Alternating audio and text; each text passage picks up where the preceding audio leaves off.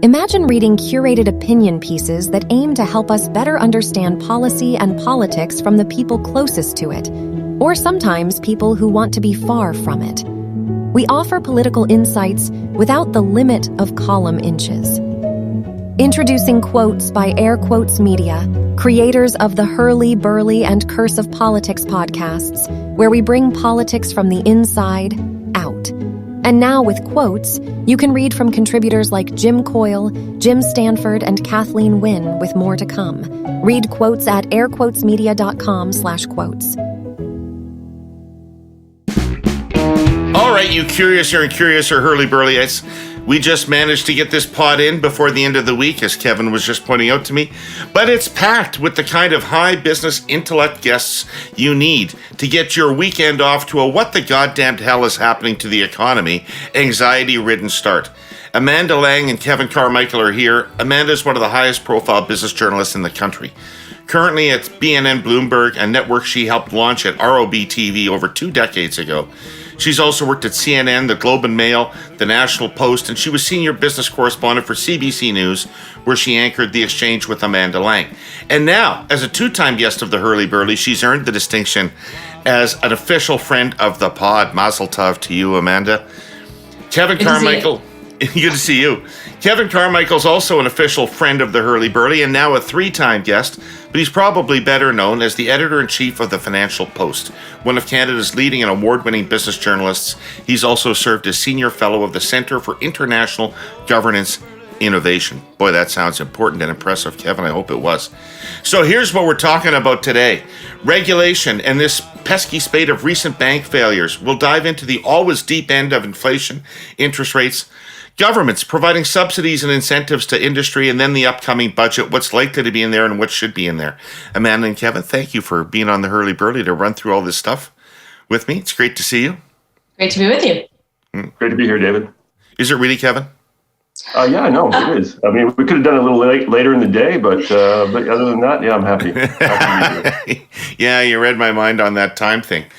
So let's not bury the lead. Let's start with these bank failures and bank issues that are going on around. It all started with the failure of a bank I'd never heard of before, called the Silicon Valley Bank. And well, let's just start with that.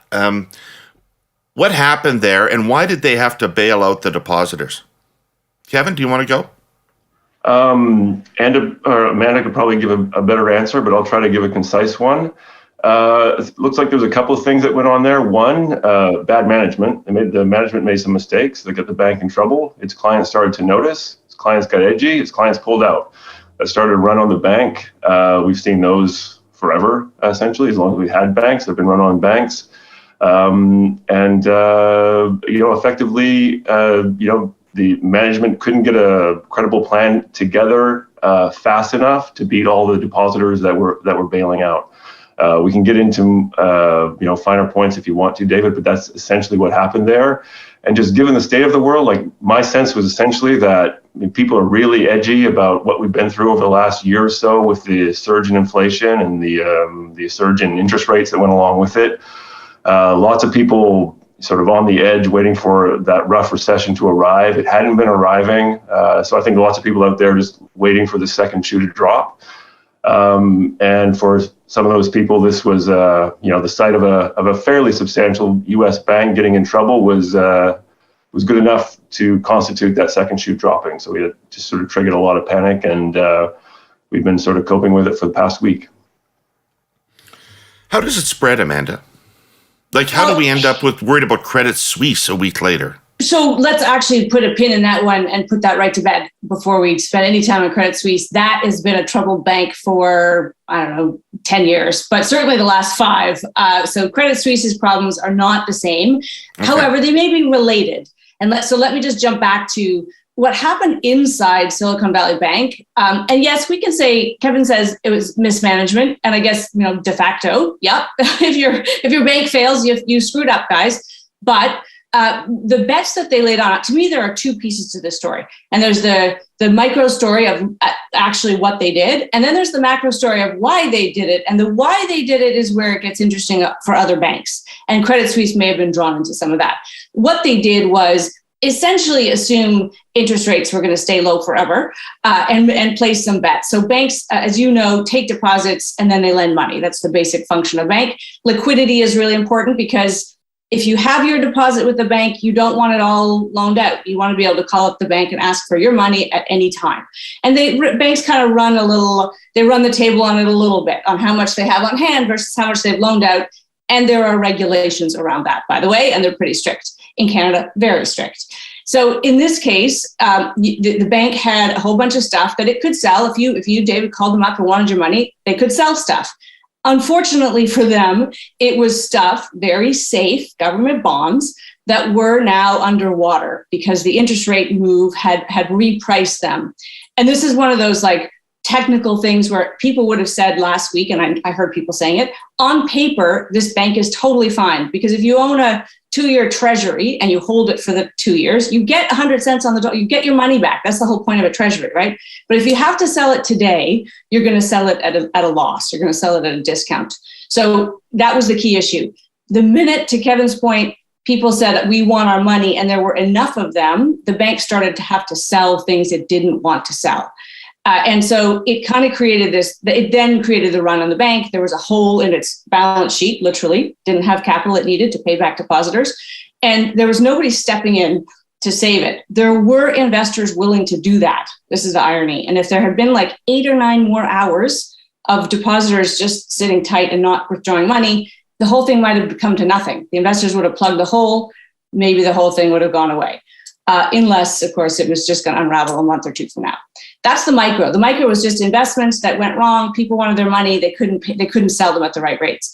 The bigger picture story to me that I think is worth talking about is banks got accustomed to rates being low forever. They've been low for a long time. And so the notion that they could shoot up to 4 or 5, 6% wasn't really on their risk radar. And it should have been. It should have been on a lot of radars. Are other banks in the same position? It seems clear that they are, that their people have placed bets on the assumption that rates were never going to go back up. Wow. Interesting.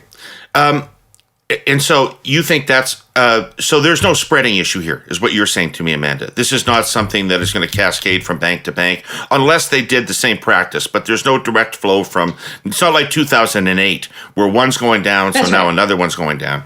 There's no connected spreading. Right. And by the way, the moats that we've created post 2008 are in place. And the moats were, what's your capital requirement? How much money do you have to keep in your vaults to pay your depositors if they want it? And what they did, what we've all done, is decide when an institution is big enough to really require high capital amounts. You know, if they're important enough to the system, we call them, what do we call them? SIFIs, significant. Tell me, what is that, Kevin? Systemically important financial institutions. SIFIs. If you're a SIFI, the government really asks you to step up and hold a lot of capital. If you're considered small enough, then you weren't. And so the question is, were the regulators in the right place with Silicon Valley Bank? For most banks, they will be. But banks are losing money. If they had to sell today, if they had to mark to market all of their investments that were based on assumptions that are wrong, they would lose money. And I think that's probably what happened in part to Credit Suisse. They had a similar hole in their balance sheet. And when there's not a lot of trust on the part of your depositors, you have to pay the piper. Yeah, that's absolutely right. I mean, at least in my opinion, like what we're seeing, David, is a trigger for everybody to take a closer look at these financial institutions that have been getting a pass for a decade or so because of those low interest rates. And Credit Suisse is a great example. As Amanda said, it's been in trouble for a while now. People have had all kinds of questions about that bank. But because interest rates were really low, everything was sort of moving along at a fairly comfortable pace. There was no real reason to panic.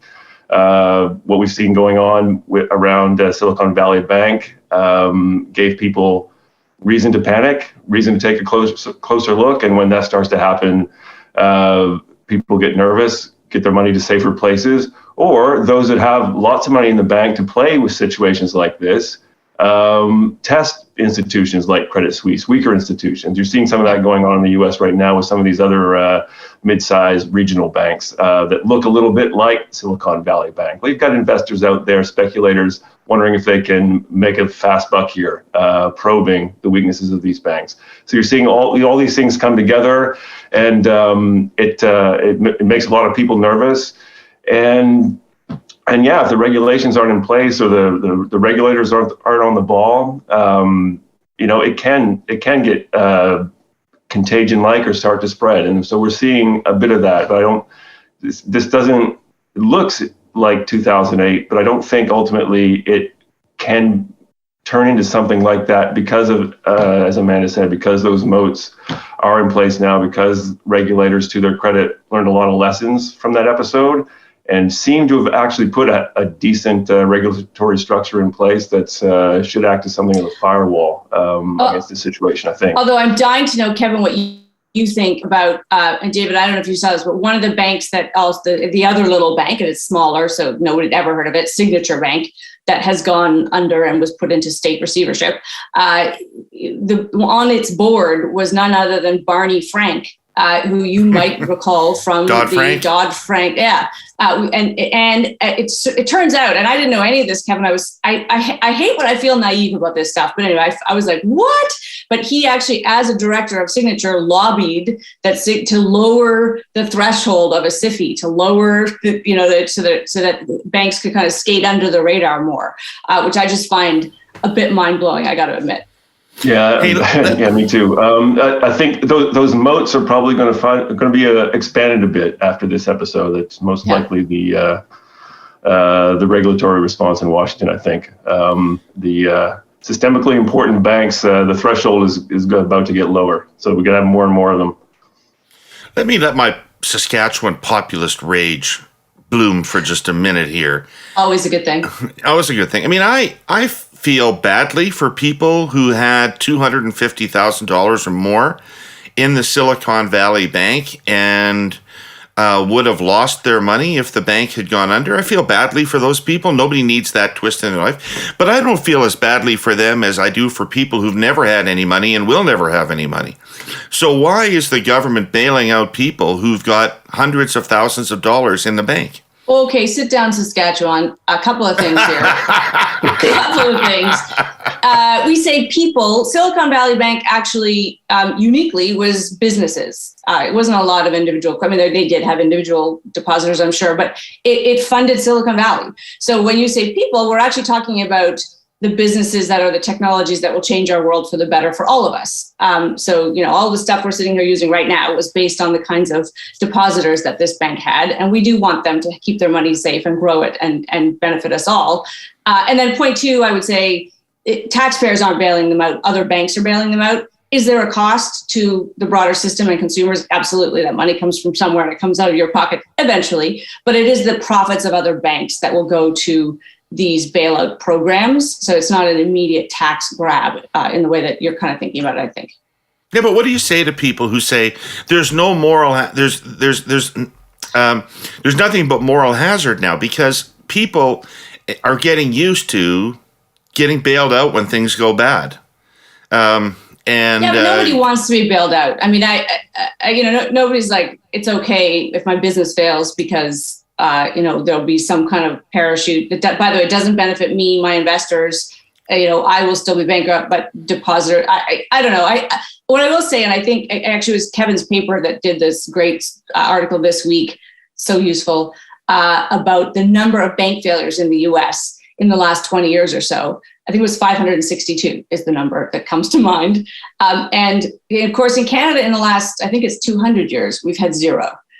So there is a difference in our systems and how we think about a bank. And I think that's interesting. The US tends to think of banks more like small businesses with the attending risks and rewards and small businesses fail all the time. And we don't. We think of our banks like utilities.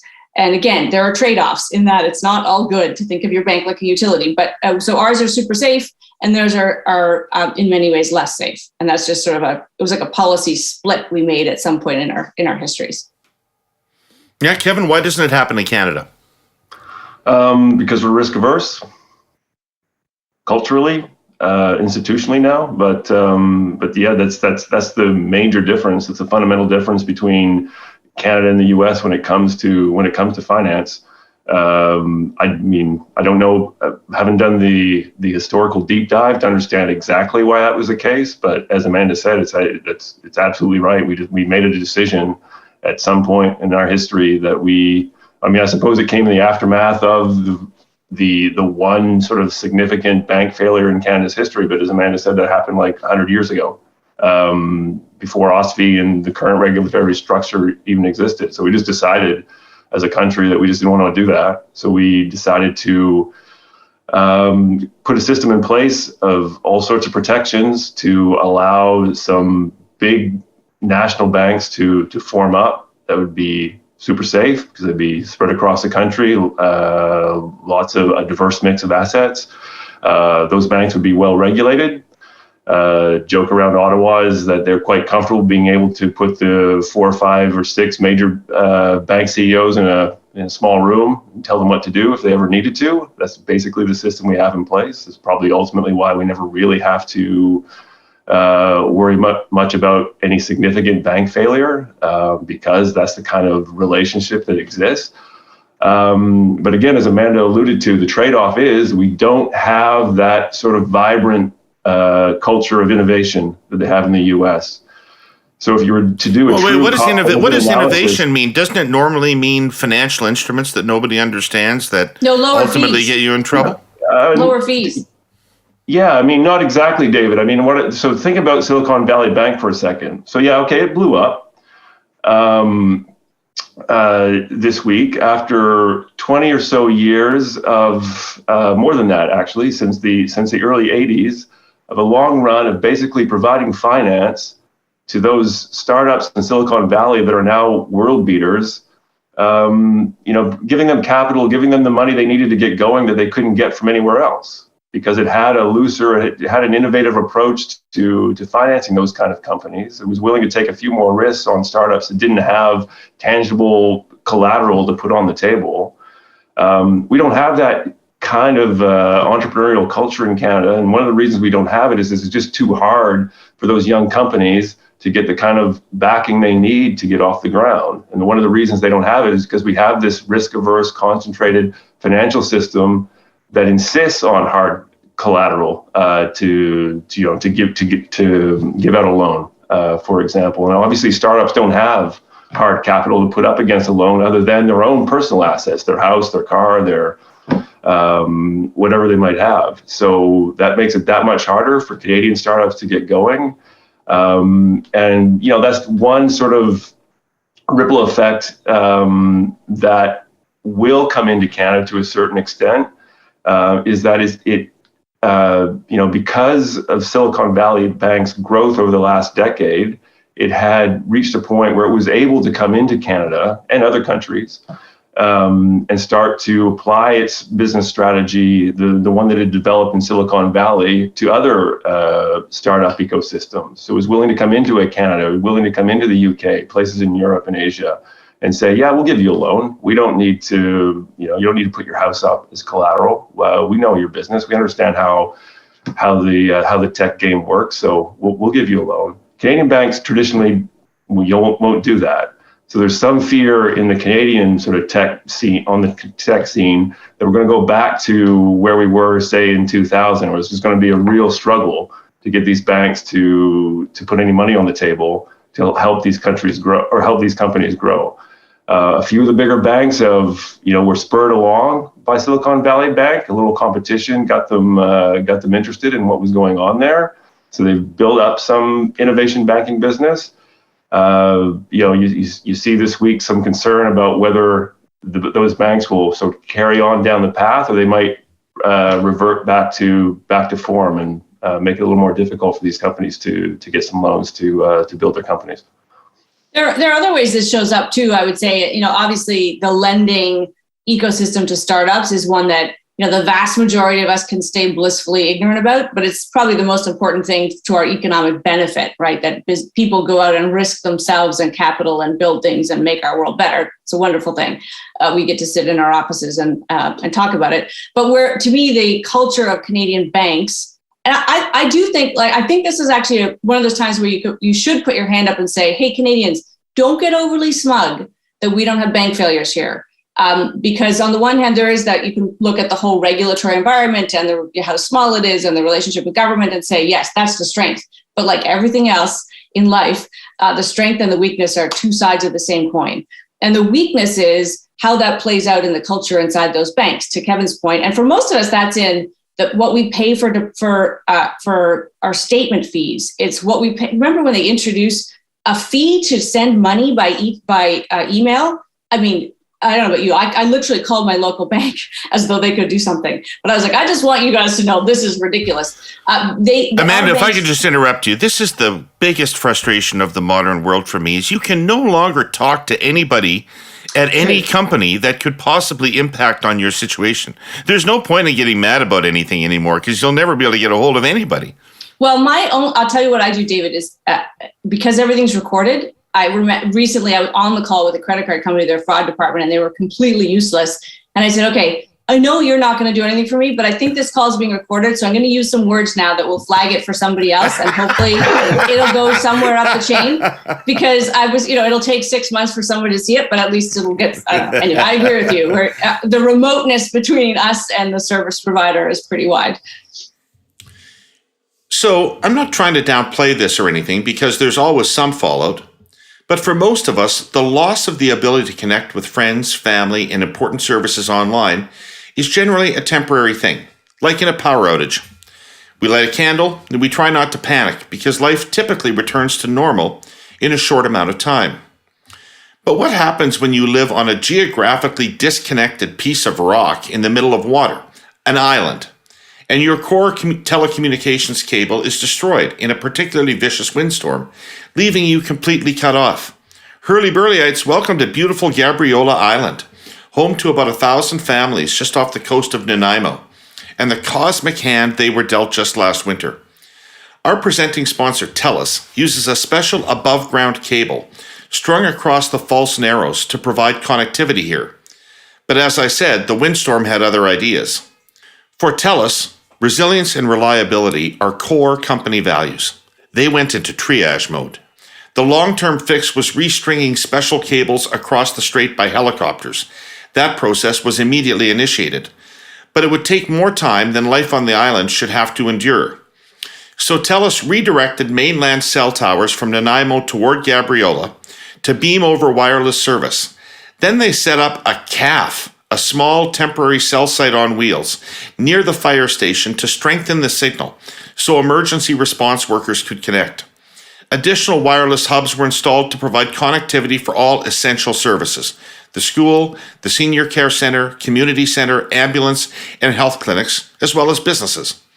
And then, working in partnership with the Department of Fisheries and Oceans, a temporary fiber cable was laid along the seafloor through the false narrow.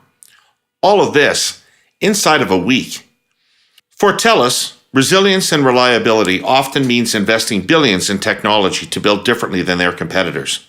And sometimes it means surrounding an island off the Pacific with every resource you can muster to keep it connected. More next week. Okay, so let's stay with this sector, but move on to the Bank of Canada and its fight against inflation. Kevin, how is that going? They've stopped raising interest rates. Everybody seems to think that inflation is coming down, and aside from maybe fuel and wages, is actually coming down pretty briskly. Is the fight over? Is the fight over? Probably not. But I guess in the Canadian context, the fight is going pretty well. And I suppose you could even conjure an argument that events of the past week might even help the Bank of Canada, in that there's a feeling out there that this instability in the financial system could force the Federal Reserve to rethink its thinking of just a week or so ago, that it was going to need to, carry on rather aggressively in its inflation fight. And so there was some thinking in Canada that the Bank of Canada would have little choice but to follow along to keep the interest rate spread from getting too wide, and therefore putting downward pressure on the currency, which of course then makes imports more expensive, which then reasserts sort of upward pressure on inflation. Lots of bets out there that the Fed will at least have to slow down if not stop entirely. That, all things equal, probably wouldn't trouble the Bank of Canada too much. It does feel like we've broken the back of inflation.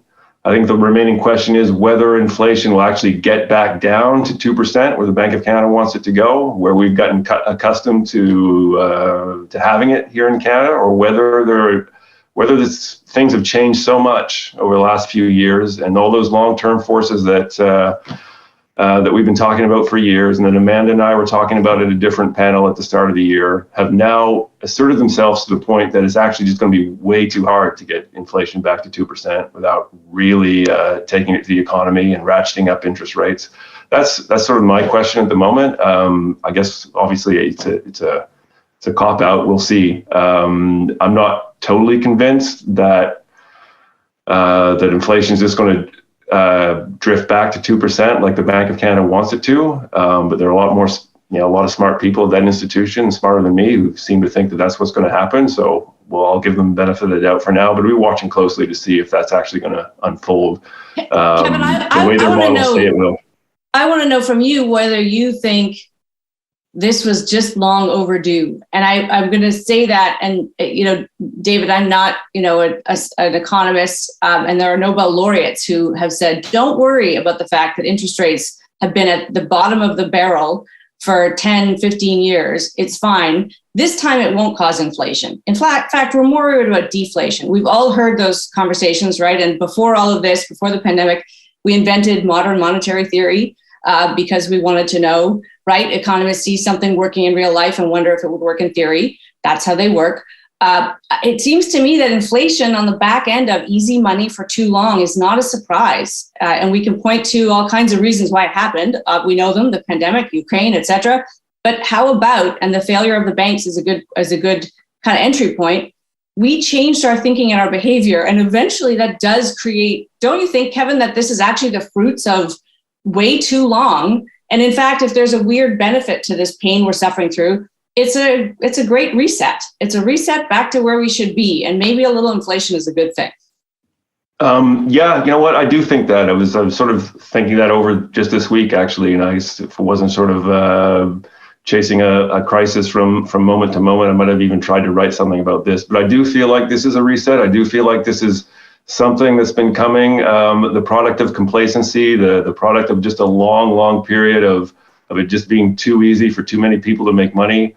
And so, we've seen this before, and it just sort of, everybody just started looking in different directions and probably started to think, we've sorted this out. Heading into this crisis, heading into the pandemic, what were central banks trying to do? Well, they were trying, they after centuries of working at this, they thought they had it surrounded. They thought they had it figured out. They came upon sort of an inflation target. They settled on 2% as being something that kind of works well for everybody. And then that did work pretty well for a few decades. And then what did they do? Instead of sticking with that, they started to play a bit. They started to, maybe we can push it a little harder and then not blow up our inflation targets. We leave interest rates lower for longer. Just keep things a little bit looser and see what happens. Run the economy hot. All these phrases that people like Amanda and me throw around just as pithy ways to describe far more complicated scenarios. But yeah, I think this is going to be a great reminder for everyone that maybe we should be careful about how we go at these things, and then throughout this whole period, everybody said this doesn't make sense. You can't have negative interest rates. That's crazy. Well, it turns out maybe it was crazy, but the central banks, not in Canada, but elsewhere, with far more consequences, like in Europe and the U.S., just the two most arguably important economic jurisdictions in the world, is running the interest rates at zero for a decade.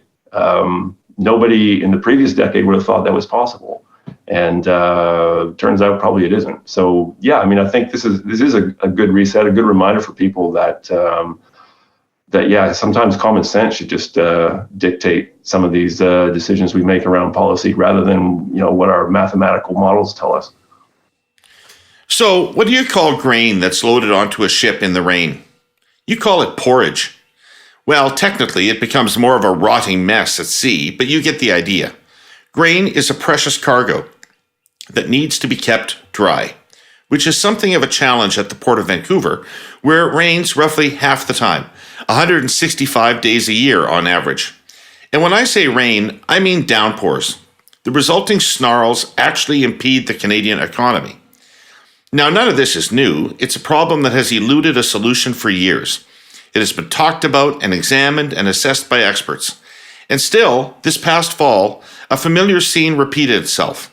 Ships sat offshore, idle, and trains loaded with grain sat stalled onshore, waiting for the rain to stop.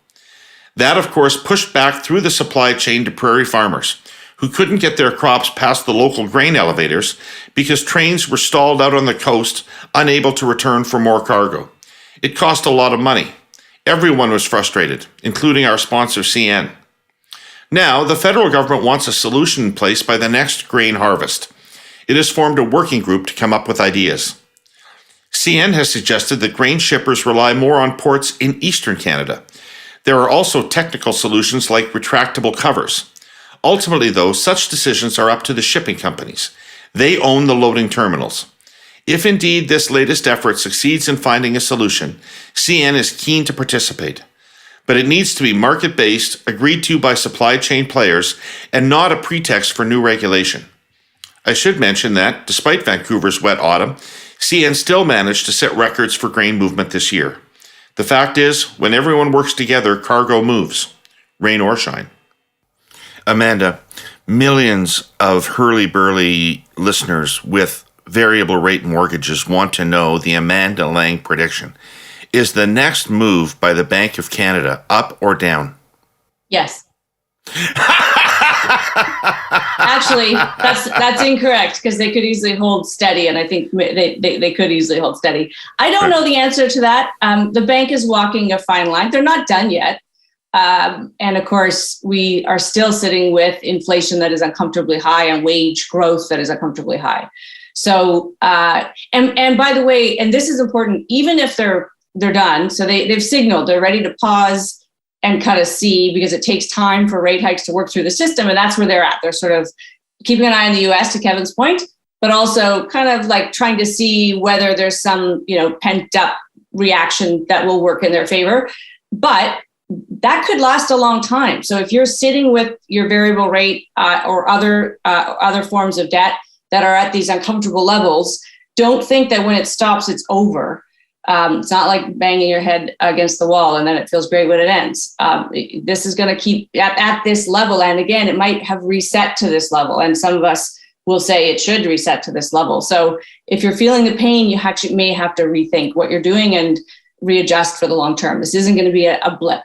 And that's a hard message because it really was sold as, this is the medicine and we got to get through this. But on the other side, it's back to normal, folks.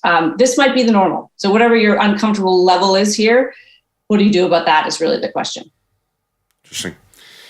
I want you both of you to talk to me a little bit about how the Bank of Canada would be interpreting its mandate right now. Because as I understand things, and correct me if I'm wrong, the clearest part of their mandate says your job is to protect the economy against inflation, and you are to keep inflation within this band around 2 percentage points.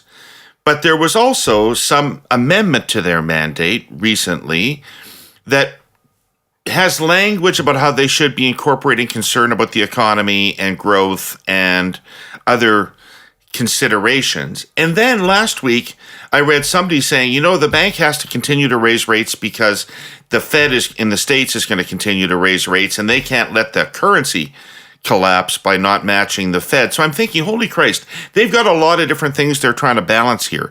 Do they, or are they just laser focused on the inflation thing? You can start. Kevin. You want to go first? You. I think they're laser focused on inflation, if not laser focused, very, very focused. You mentioned the language in sort of their new mandate from the government, David. And while that's true, I think that's probably been a little overreported. It sounds to me, or I always interpreted anyway, as something of a compromise between people at the central bank that wanted to remain laser focused on the inflation target, and people in the government who got enthralled by what I mentioned earlier about this notion that, well, maybe the game has changed. Maybe central banks can actually, maybe all those calculations you guys did over the last few decades are a little wrong. And so we can run the economy hotter and inflation will stay low. So there was that push. You saw New Zealand go that way. The U.S., of course, has had a dual mandate for a long time now. So I just think there was a feeling that others are doing it, and we've not had an inflation issue for a long time. So why don't we also try to see if we can push down the unemployment rate a bit? The Bank of Canada always was interested, certainly open to the idea of running the economy. Certainly, I don't know if I want to use the word hot, but running the economy, at a sort of pace that can create as many jobs as possible. But it just believes very strongly that if you keep the inflation rate around 2%, that kind of stuff happens naturally, or so that those parts of the economy take care of themselves. So that always struck me as a bit of a compromise. I think even the context of the U.S., having spent some time down there covering the Fed, everybody always essentially assumed that the Fed was more concerned about inflation than it was, the other side of its mandate. My answer to that is that, the Bank of Canada is like laser focused. I'll stick with laser focused, David. That's your word. That makes sense. It's super focused on inflation. That's why, if you'd asked me what the Bank of Canada's next move was, my answer would be, I guess I don't know, of course. But if I was to guess, I wouldn't be surprised, I guess I'd say, if they actually do end up raising interest rates one more time, if only to reinforce that their focus is inflation. And if they're going to make a mistake, it's going to be on the mistake of making sure inflation gets back to 2% rather than moving too soon and letting inflation get stuck up around 3%. That's so sound, and you should have asked Kevin what the bank's going to do next, not me. The only thing I would add, David, by way of people thinking about this, because it gets so politicized, and it's one of those better than anyone, and maybe even have been guilty of it, that in politics sometimes you take the complex and you simplify it to your advantage. And the thing is, the Bank of Canada's mandate is to look at inflation, but it's not like inflation is a standalone. It's not an input. It's an outcome. And so to get to inflation, there's all of this other data underneath it that the bank concerns itself with. It's not looking at unemployment or the operating revenues of businesses or the debt levels of households. That's all part of its mandate. It's just not that's not its target. So it's a bit like saying I want to lose weight and my goal is X on the scale, and I'm not going to look at anything else. I'm not going to look at the food I eat or the exercise I do. It's like, well, that doesn't work, folks. So they're looking at all of this stuff to change the mandate. I think Kevin's being kind. I think it's a little political, and the only reason I think I worry about our bank being drawn into politics is you don't want the distraction. I don't think there's any fear. The bank doesn't set policy that makes jobs or kills jobs. They just set targets and lending rates, and then the economy functions, but they understand the knock-on effects of what they're doing. And that's sort of where they have to be mindful of all the moving pieces. Okay. So what you're telling me is you think that if the Bank of Canada believed that their current level of interest rates was sufficient to win the inflation battle in Canada, but the U.S. Fed didn't believe the same thing about the states, and the U.S. Fed kept raising their central bank rate, that we would not raise our central bank rate because we don't need to, because we've got inflation under control here? Or how closely do they have to mirror what's happening at the Fed?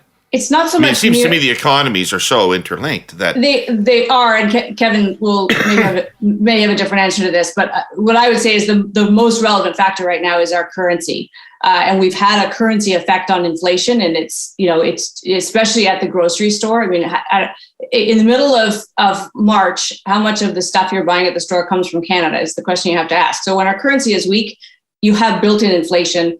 So if the US dollar gets strong against our currency, which is what happens when they raise and we don't, then it just exacerbates the problem. So I guess what I would say, David, is I don't see a scenario where the bank says we're done on inflation and they're not. If they're raising, we're not done. In other words, they create a problem for us by creating that differential. Kevin, do you see another piece of that? No, that's exactly right. The Bank of Canada loves to state in very strong terms that they're their own institution. They don't follow the Fed or anybody else. That's mostly true, but there are limits, and it's simply because of the interconnected nature of the two economies. Like Canada just cannot allow that differential between rates to get too wide because of the currency effects, and then that necessarily has all sorts of implications. Right. The Bank of Canada probably has more room to maneuver than the most cynical observers of monetary policy like to say, but there's certainly limits, and Amanda's surrounded what those limits are. It's all about the currency. A flip side of the currency story, of course, is that if that differential gets too wide, so there are two elements to the pressure that will put on inflation. One is, of course, the cost of just buying stuff from around the world, especially over the winter, where we're buying a lot of our fruits and vegetables from elsewhere. That's necessarily putting upward costs on that. But of course, there's also potential to put demand pressure back into that inflation calculation. And that's because a weak currency, of course, works well for Canadian exporters, makes them more competitive. And assuming this mini banking crisis doesn't turn into something worse, and the global economy continues to, if not trundle along, maybe get a little bit stronger. We've got China back in the game, of course, now that they've lifted their zero COVID policy. So there should be some upward momentum on growth coming from there. With a weak currency, that's potentially good for a lot of Canadian exporters. And that means there's going to be money coming into the economy. People will keep hiring, people will keep spending money. So that's going to continue to put upward pressure on demand, which in normal times is a good thing. But when inflation is around 5 or 6%, and the Bank of Canada is committed to getting it back down to 2%, it doesn't necessarily want to see a lot of growth right now. So that's it. So if the Fed says it's ready to stop, the Bank of Canada will be quite comfortable in saying that it too can keep its pause going. But the Fed keeps raising interest rates. The Bank of Canada is going to have to take that seriously, and I guess I wouldn't be surprised that it would sort of almost be forced to do one more increase if that sort of scenario unfolded. Interesting. Cool. Hey, I want to talk about Volkswagen. Volkswagen's decision to create a battery factory in Ontario. I guess my first question about it is this. It's not a lot of jobs. Why is it such a big deal? Why is it important that we attract this business to Canada? I think it's important because we want to be in the game. We want to be part of the North American supply chain, and presumably Volkswagen will feed, this gigafactory will feed into other parts of that network. And remember, it's kind of under threat, right? Because we've got the whole Buy America. We keep having to chisel our way back into free trade with these guys. And they keep trying to elbow us out. So any way that we can keep a foothold, I think it's important. You're totally right that it's not a lot of jobs. The construction jobs are actually probably going to be more meaningful than the jobs that come after it. And I do think it's worth asking the question of what we paid to get it. And it's really interesting that Kevin, I don't know if you have thoughts about, I was thinking yesterday, is there any precedent for that? Like if there can't actually be a government fund, the science and innovation fund, or whatever they usually use, the boondoggles they use for these things, at play here and not announce it, right? Isn't there some accountability? They have to say what if they're doing it. So then I'm a bit in the dark about why we don't know. And I don't think it's likely there's no government money inducement here. I've seen both governments' representatives saying that they can't tell us what they're doing because they're still negotiating with other firms and they don't want the terms to become public. I've never heard this argument before. Yeah. And to me, the lack of transparency about this is pretty bizarre. Normally it happens the day of the announcement. There's X federal dollars, X provincial dollars in this thing, and none of that information.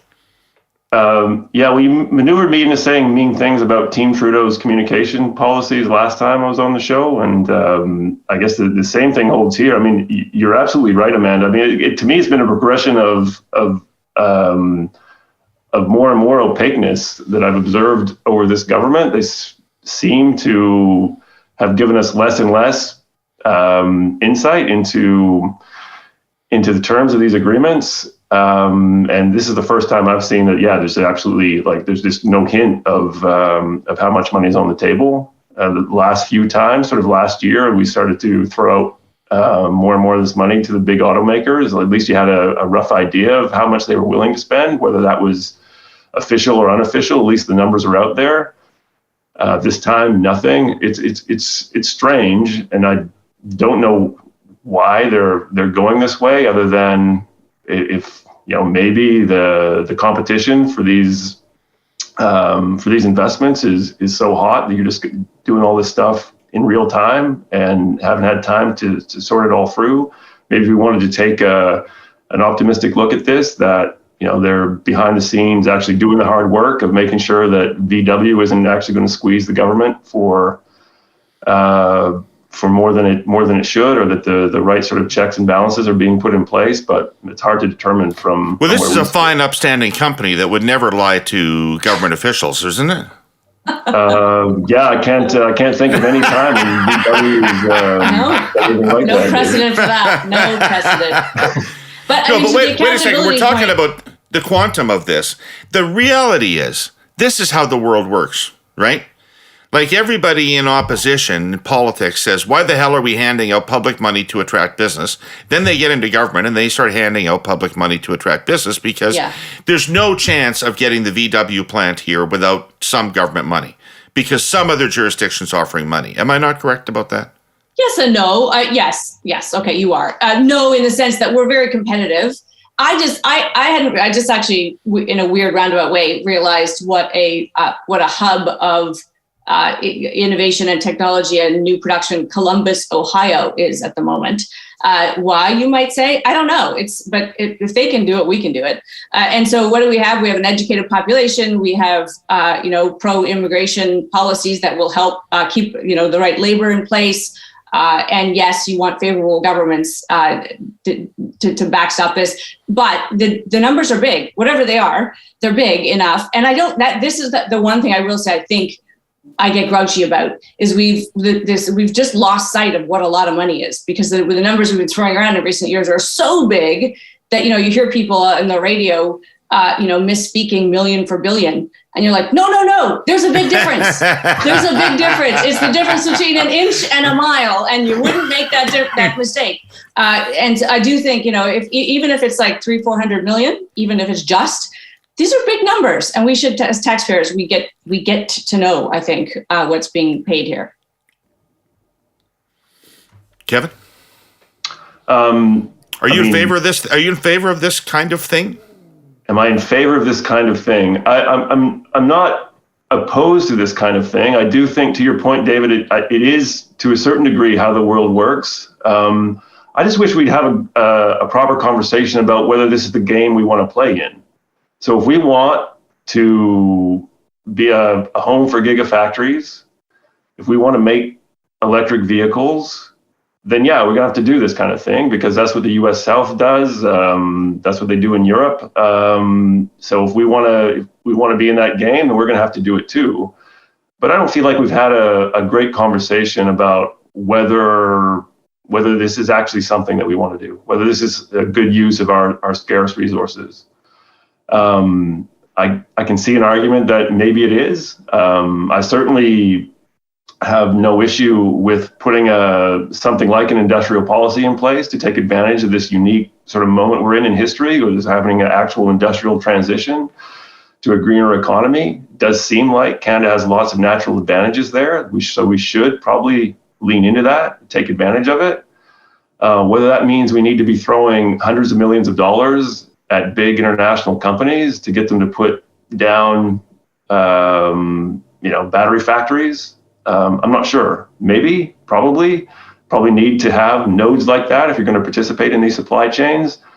But I wish I didn't have to preface that with probably. I wish we had a better sense of the true benefits to this, because you're right. The old calculations of just like how many jobs is this going to create, et cetera. I mean, that worked well back in the 80s, because you could say, yeah, we're going to have tens of thousands of people employed by GM or Ford or whatever in the Canadian auto business, and that made some sense. You could get your head around that. Maybe that's worth it. But we're not going to be employing a lot of people in these factories, just because they don't need as many people to build this stuff. So why are we doing this? I'm not sure. Feels like maybe we need to do it just to be in the game. But I guess I don't know. And at least it's an industry we know and already participate in, right? Like it's good. It's in a part of our country that already serves this industry, and it's the big auto is trying to figure out how to make this transition. So I do think there's some logic in saying we already play here. We don't want to get left behind. I feel less logic, I would say, Kevin, than what we're doing on hydrogen, what we're doing on carbon capture. There's a bunch of stuff we're doing big bets on that I wonder where, did McKinsey come up with that idea? I don't know. I don't know who decided. Well, where else would it have come from, Amanda? They're very smart people. And I don't say that to disparage. I just wonder. It wasn't a big, broad debate we had. And maybe you can't debate new things. Maybe you do need governments to say, no, we're putting the railroad here. And that's what's happening. But I would say there's lots of big bets being made, Kevin, that we have not discussed. Yeah. Oh, cool. All right. We have a few minutes left, and I want to get a little bit of your thinking about the upcoming federal budget, which the only thing we know about it, because the minister doesn't communicate, so the only thing we know about it is that she's thinking about restraint. And I'm thinking about a budget that has tens of billions of dollars of more healthcare transfers in it, that has an expansion of dental care, that has a lot of military commitments that we are making that we need to live up to. How in the world is this going to be a restraint budget? Unless we go back to pre-pandemic spending, it's not. And if we went back to pre-pandemic spending trend lines, it would be absolutely restrained budget. It would be very fiscally hawkish, to say the least. People would call it, a very deadly weapon. It won't be that. We're going to your point, I think we'll be lucky if we stay level with last year. I think we've set a new baseline for what government spends in this country, and Canadians should be aware that there's a big hole. And unless somebody's going to raise the GST again, and I think they should, we've already had a hole. And it's just getting bigger over time. I don't see restraint. I don't even see how it enters the equation here. Kevin, you got a different take? I don't. I was thinking about my pandemic drinking habits versus my current drinking habits. So if you go to 2 bottles of wine over a week from 5 or 6, is that restraint, David, or is that still unhealthy? But no, Amanda's right. That's when we talk about restraint. That's what we're talking about. So I guess that's something. It'd certainly be concerning if we carried on spending like we were during the pandemic, which is kind of what they're doing in the U.S., right? So at least we have the wherewithal, it seems, in Ottawa still to pull back on the reins a little bit. But yeah, I don't know, with all the things that the government is committing to do. And frankly, I don't know, a lot of things, hard to argue against some of these things. So we need to find a way to do things. And so much money in play. I guess it gets back to my answer to your question about the VW investment, or about whether we should be in this game or not. Kind of feels like, on the surface at least, we should be doing all these things. But I'm pretty sure there are a lot of things that we maybe don't need to be doing. So again, a good conversation about how to reapply or reorient all that spending that's sort of out there. And given the Trudeau government's inability to actually, deploy a lot of that money, maybe that's a good thing. Maybe we could, just not deploy it and reallocate it to the right places, and just stop doing a lot of stuff that we seem to be doing unnecessarily. Or at least unnecessarily in the world in which we're in now. And I do feel strongly that we've seen enough now over the last 2 or 3 years to recognize that, the world today is not the world that existed in 2015, 2016. So rather than carry on like it's 2016, maybe we should, hold up a little bit and recognize that we're entering a new era and decide where we should deploy those precious resources. And maybe there's some things that we can just stop doing. Like I seem to recall writing a positive article about, I guess, former Finance Minister Bill Morneau going to do something like this, going to have a fairly broad-based reassessment of spending in Ottawa and just make sure we're putting that money in the right place. Seemed like a good idea to me at the time, but I guess Bill Morneau is no longer there, and asked a question about this the other day, and just apparently just kind of stopped. Just decided not to do that. Well, surely they started it, so maybe they could just pull that off a shelf and pick up where the former finance minister left off, and just have a good think about this. Yeah, I think the Treasury Board Minister, Mona Fortier, is actually tasked with something called program review, but I haven't heard anything about what's come of it. That was a pretty massive exercise under Martin and Chrétien when they first took over with the 6 principles. It was a very thoughtful, interesting exercise, but nonetheless, a long time ago. What do we need a budget to do in Canada right now? Everybody's so focused on the Inflation Reduction Act in the United States. And by the way, just as a sidebar, I just think that Biden is kicking the slats out from under the Trudeau government's climate change arguments every damn day. First of all, instead of having a carbon tax, he's put in this Inflation Reduction Act, which is really a climate change bill, which drives all this investment and spending on the R&D side, and now opened up drilling in Alaska so that on the thesis that you can increase your production and fight climate change at the same time. To me, that's Poilievre's policy. Anyway, yeah. That's all aside, but it's going to make it very difficult for Trudeau. But it seems to me that to the extent that there's industrial policy thinking going on in Ottawa, it's focused around how do we respond to the Inflation Reduction Act? And is that the right way for them to be thinking? They have to think that way. I would say this to you, and it's probably a much separate, larger conversation, but the approach by the US is sort of the innovation abundance approach, which is we'll solve this by investments, by new product and behaviors. Our approach is the effective one, which is just cap it. Put limits in place. We saw it with acid rain. We know this is how it works. Business and humans do not change their behavior unless they're regulated to do so with force.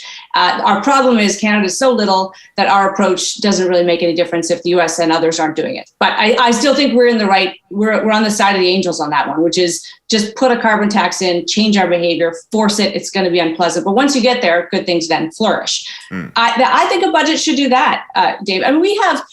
We know the problems in this country. We sit around and talk about them. We want our healthcare to work better. Let's not forget education, which while we all love it, it's really lost its way a little bit and we could really do better. There are a bunch of things that, and housing, the government could play a big role. None of those require spending to the point that Kevin's making. They require thinking and courage and new policies and changing how we do things. And so I wish that's what we got. A budget's supposed to be not just a blueprint for spending. It's supposed to be a roadmap, a sign of what we believe in and what we care about. And they can be very dramatic and interesting. And I wish we, instead of just saying, here's more money for healthcare, we said, why are ambulances lined up outside St. Mike's Hospital last night 10 at a time because the drivers are waiting for the patients to be admitted and it takes 2 hours for that. So those ambulances can't go help anyone else. I just saw that last night and I thought, we got a problem. We could fix these things and it's not about money. So to me, it's spend less, think more. Kevin, what do we need in a budget? We need what Amanda just said, I think. We need, we don't need to spend no more money. In fact, not anything new to say. The budgets have sort of moved away from being anything that really moves the needle, at least in the short term, on the economy or anything else. These have become political exercises to sort of lay out a vision, and that's fine. I would like a vision about how we're going to confront climate change, how we're going to confront sort of shift to a digital economy. We don't need to spend more money to do that, as we've just been talking about for the last 5 to 10 minutes here. Lots of money out there to do that. What we do need to do is have a good think about how to make sure we maximize that investment. We're not the U.S. We don't have. You could argue like lots of reason to think that the U.S. doesn't have a limitless well of resources. But man, just because of its unique position in the world, it can go to that. It can go to the well for a long, long time if it wants to.